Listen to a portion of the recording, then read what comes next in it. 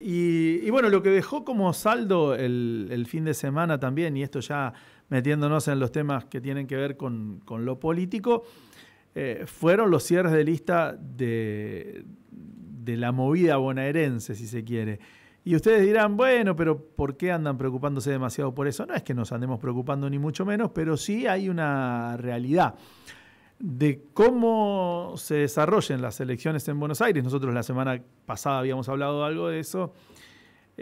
Por la magnitud, por el tenor de esas elecciones en términos de cantidad de votantes, se empiezan a perfilar los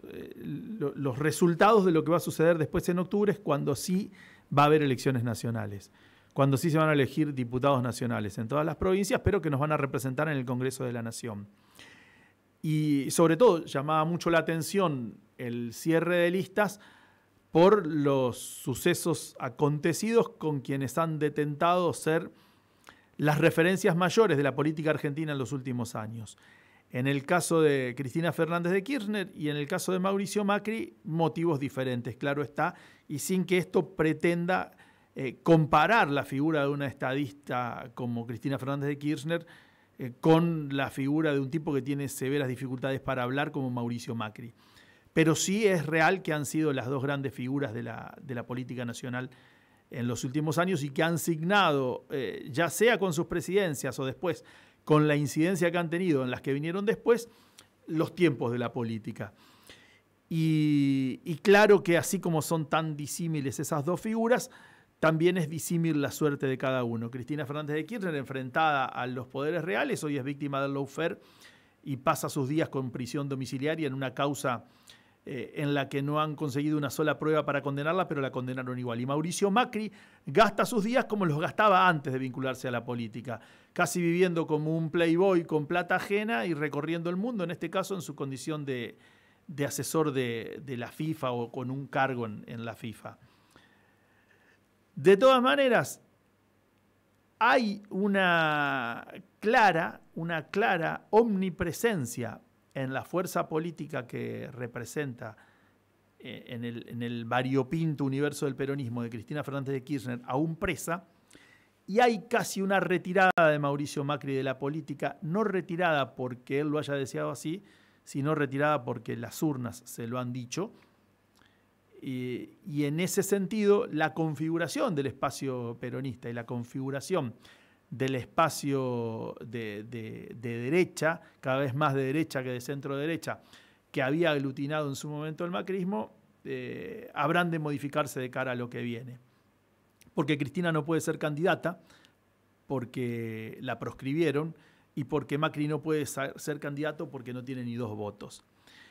Entonces lo que empieza uno a preguntarse es dónde van a ir esos votos, y cuando aparezca la respuesta de dónde van a ir esos votos, podemos empezar a pergeñar la idea de saber cómo se irán dirimiendo las elecciones en octubre, ¿no? Primera estación, provincia de Buenos Aires. Contra los pronósticos que hablaban de un peronismo fragmentado, atomizado, conflictuado, y aun cuando parte de todo esto pueda ser cierto, el peronismo termina por cerrar una lista que representa a lo que hoy se podría llamar el espacio de Kicillof, ya distanciado definitivamente del kirchnerismo que lo alumbró, el propio kirchnerismo con negociaciones de Máximo Kirchner a nombre de la Cámpora, pero sobre todo con la oreja alerta y bien entrenada de Cristina Fernández de Kirchner desde su prisión domiciliaria, y el masismo.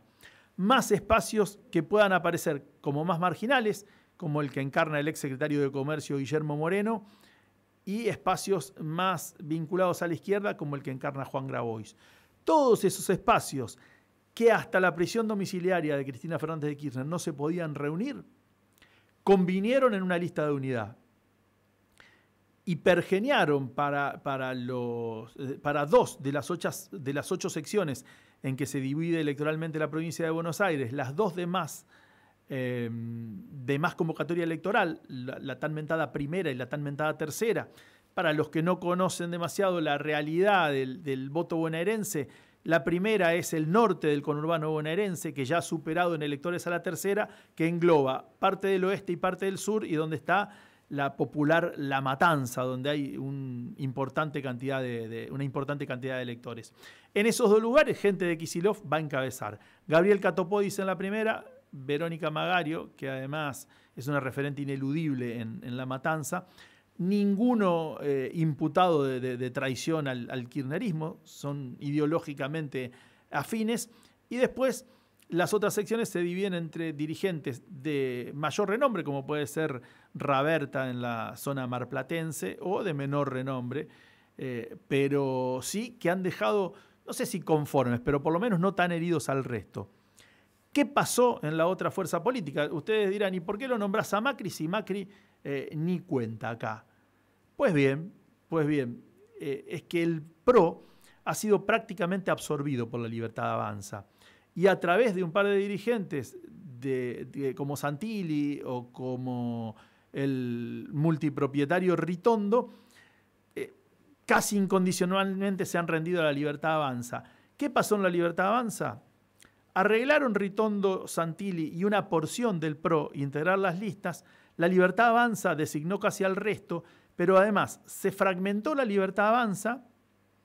porque un sector, el que representa no al ministro Caputo, sino al asesor Caputo, ha quedado afuera, y muchos intendentes de peso en ciudades importantes, como por ejemplo Junín, eligieron no ser parte del armado de la Libertad Avanza porque entendían que no ganaban nada y se quedaron en una fuerza más de centro, en la que abrevan diferentes especímenes como Margarita Stolbizer, Facundo Manes o Florencio Randazzo.